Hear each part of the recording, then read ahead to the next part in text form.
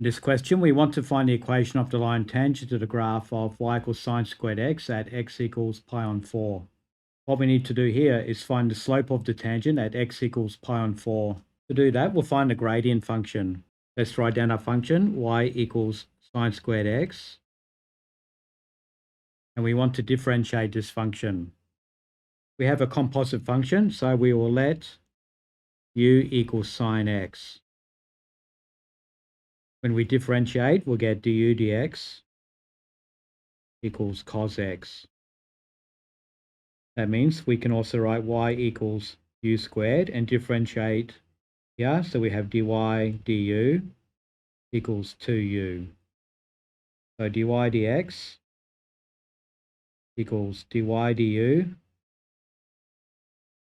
times du dx. That's our chain rule. So dy du is 2u times du dx, which is cos x. And as u equals sine x, we can write that as 2 sine x cos x. And using a double angle formula, we can write that as sine 2x. So let's find the slope at x equals pi on 4. So we have dy dx equals sine 2x. Just substitute our value into here. So that will give us sine 2 times pi on 4, which is pi on 2. And sine pi on 2 is 1.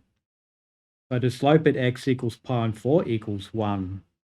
Our point of tangency then is pi on 4, which is given in the question here.